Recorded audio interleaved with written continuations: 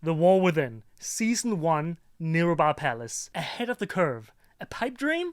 Perhaps. The story starts in Dragonflight. With just days until expansion launch, the Pack of Pals social raiding guild is made. We have 35-something characters in the guild, which is impressive after just a few days of existence, but if you do minus the 31 old characters, we are just 4 players ready for the launch of the expansion. Already on the 3-day pay-to-win launch, I start plotting, mentally noting down every player who paid for such an abomination. Not Pack of Pals material, I thought. And I was right. But you may retort that a 4-man raiding guild can't exactly be choosers. Well, we aren't beggars either. We are in it for the quality of character, and thus we stood on business and we awaited the launch of the Uncorrupt, then quickly catching up to the class traders. The zones, beautiful. Quests often engaging and narratively solid, but this wasn't about anything but getting to 80 as fast as possible. After all, there was gear to be gotten, a raid to be ready for. And with the endgame coming and being the guild master, I would like to mention that I have never raid led before. In my heroic and mythic raiding days, I used to be just a DPS, just a follower, listening and being guided, trying for the best DPS performances possible, never the one to call the shots, so suddenly having to remind others of mechanics didn't come naturally to me at all. But 80 comes fast, and me and my guildmates spam heroic dungeons like our lives depended on it. We have the best possible gear before Season 1 launch, and we recruit a couple people here and there through live streaming our dungeons. On the first day of Nerub-ar Palace, we have planned a normal raid, just to see how it's gonna go. And we certainly have 20 plus signups from the guild, and when it was time to go and I started streaming, raid was on, we had 25 plus people ready to pump in the name of the Pack of Pals. This was better than I could have ever imagined. Going into the raid, our sole objective was to clear normal in a couple of weeks. Well, what actually happened was akin to the gameplay of Liquid, because they must have watched the Pack of Pals play before their own world first race. We demolished the bosses as if they were all Raid Finder ICC dropships. My raid leading often choppy and lacking confidence, but it got the job done. But then we ran into the wall of the Silken Court. 2 absolute beasts versus this dungeon-geared group. Spikes, webs, missing webs, and catastrophic raid-wide damage. We simply couldn't match their ferocity, and after an hour of wipes we called it a day, vowing to return just days later to finish the job. And finish it we did. Court was a breeze after 5 to 6 wipes. Yeah, we have 2 webs, perfect. Woo! Perfect! Let's fucking go, guys. Let's go! Still better than Echo. And the pack was on to the last boss of the raid within a week. Mind you, we were up there in the rankings on Argent Dawn, already being a top 50 raiding guild on a roleplay server. A feat very comparable to the awe in the wake of the Swifty one-shot macro. We get on Anseric, and after a quick brief and a wipe, my unmatched jump-popping skills got us to the easiest queen kill you can possibly dare to dream of, ending with an epic speech evoking the spirit of a great Scottish warlord. Let's fucking go! Good job, Pack of Pals! We did it! This is what we can do with the strength of the pals. Friendship. This is what those unicorns in that one cartoon talked about. Feet! Feet! Feet! I saw the YouTube comments. They went crazy for this. Now with normal finish, you might ask, what is next? And that's a stupid question to ask to the guild master of the Pack of Pals raiding guild on Argent Dawn, because of course we were going for curve. But never in my weeks of leading this social rating viewer guild on Argent Dawn did I ever think that heroic rating was on the menu. But as we were just both witnesses and perpetrators to an absolute slaughter, we knew we had to go further. We went straight to heroic that same night, and downed not 1, but 2 heroic bosses before the time had run out. Suddenly the pack had risen in the ranks, gaining on our rivals to take the 22nd spot on the entire realm. A monumental achievement for this small but punchy guild. So from here, of course, the goal was ahead of the curve. Now let me stop us here for a moment to review where I was at personally. Having now taken on some semblance of responsibility that I will never be comfortable with, I knew that I had to swallow some bitter truths if I wanted us to be successful. There had to be some requirements set for heroic raiders. We couldn't live with grey passes if we wanted to have a chance at killing some of the last half bosses. And thus I had to cut some people, loyal viewers, if the performance just wasn't really there. And that was genuinely sad to have to do, but after watching why it's rude to suck at Warcraft by folding ideas, I felt like it was rude of me to allow sucky players to slow down our progress. Having been a Mythic Raider in earlier expansions, I started to feel the obsession with logs and performance to creep back up on me. I did more Mythic Plus than I ever had before, reaching for the Keystone Hero as fast as possible to get that heroic tier item, later grasping for 10s to get my greasy little gamer hands onto that mythic vault loot. I became focused like never before, and during our heroic progress, I went from 610 eye level to 630 in an arms race with every single other enhancement shaman as my bitter nemesis. Much like how the Pack of Pals was up against every single raiding guild on this ferocious RP realm. So we get on with it. Second heroic raid night, we clear normal like it was nothing before deposing yet again of the cannibalistic super spider and massive gelatine, getting to third boss Captain Sikrin, a fight where the entire gameplay is a Just Dance DLC, but through some quick feed from the entire team, we secured a rather clean kill. And then we were on to our nemesis from the Dawnbreaker dungeon, Rashanan. Now, if you finish Dawnbreaker, you basically know this fight. Webs and waves to the sides, heal through the AoE damage, move with the boss, boom. Very simple perhaps, but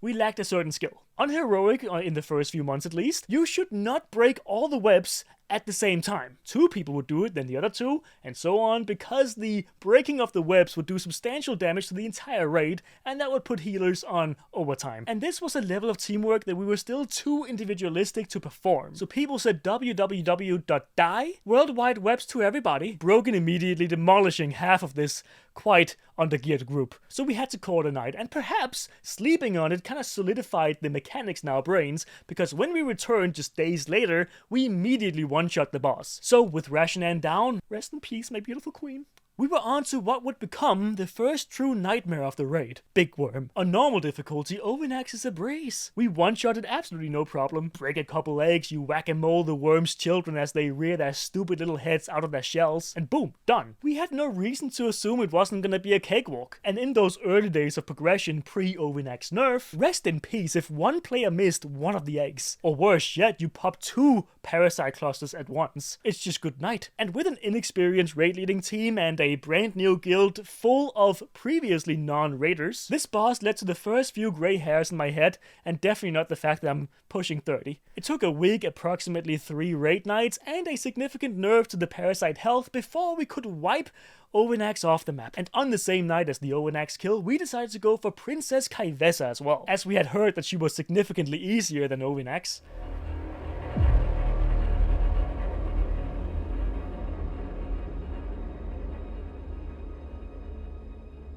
And she was.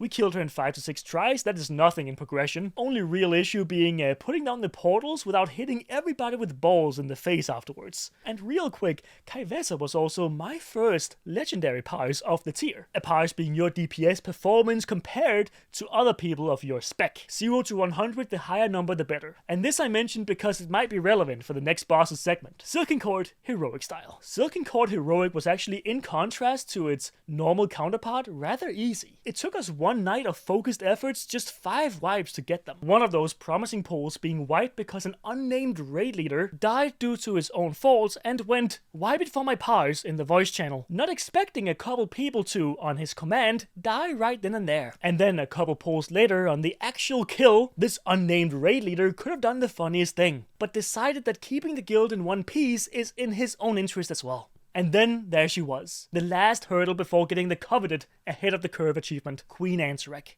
We spent a solid week and a half barely touching the platform phase, and when we did, we would lose someone important because they were yoinked off the platform, or we didn't have enough DPS because some people thought it was nice to stand in green toxic sludge earlier in the fight. So it was just raid night after raid night of people just losing their minds slowly as the hours passed by, doomed to live the same first phase 50 times over, same jumps, same web, same everything. But somehow we always lost a few people before the platform, so we didn't have enough DPS to move on to the last phase, the phase 3. Maybe the Pack of Pals weren't worthy of being known as Argent Dawn's now 96 rated raiding guild according to Warcraft logs. Maybe we'd lost it. The mistakes and failed mechanics eventually became too much for my co-raid leader Snowsleeper, who after another 15 first phases with no discernible progress posted this on Discord. And I'd give up forever to touch you. Time went on, and raid night after raid night we tried and tried, and as October progressed we were still stuck staring at the massive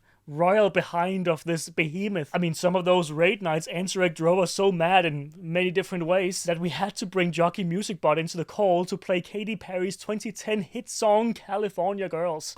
Good thing. on repeat. And like methamphetamine in the Second World War, the troop morale was raised, resulting in the best pulls of the night. But sadly, while we did get a pull down to 5%, the clock was ticking faster and faster. And with just 20 minutes left of the session, we knew that we had to be surprisingly lucky to get it. We tried again, wiped at 10% this time. Had the focus bar run out? Should we just call it? Were we bound to enter another week with the Queen Anseric still mockingly vertical? Well, we were about to, but one more pull. And then...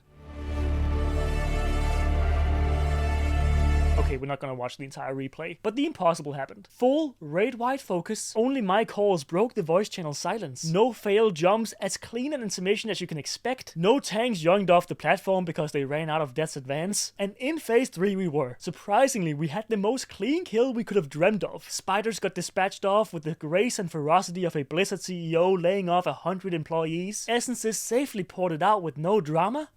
And boom. Just focus plus, focus plus. That's my build. Holy shit! Yes! Holy shit! Time stood still. There it was, ahead of the curve. After several years and a couple expansions, I had finally got here again. I was thankful, not because I didn't know that I could do it, and also not because of my legendary team. No, I was thankful for giving in to the everlasting addiction that is World of Warcraft. WoW is a drug, and here was the high. And in true French Revolution style, we posed with the dead body of the impeached monarch before leaving for the night, having achieved our goal. And then the week after, we had the most edge of your seat second kill of all time when Tank Panicera showed how it's done. Kill it, kill it, kill it, kill it. Go fall in, go fall in. Fucking killer! Come on, come on, come on, come on, come on, come on, come on. Yeah! There it is. Oh my god! Yes! Holy shit! That was fucking intense, guys. Yeah, that's the story of how the pack of pals got curved. Today we're striving for mythic rating, having downed 3 out of 8 with a couple pugs here and there. So consider this your invitation to the guild. Whether you are gonna be raiding or social or you're gonna wait for next tier, whatever it might be. We do Mythic Plus keys, 10s mostly, raid twice a week in a quite fun environment, and more info can be found on Discord or Raider.io. So, yeah. So after all this, would you say you have become a good raid leader?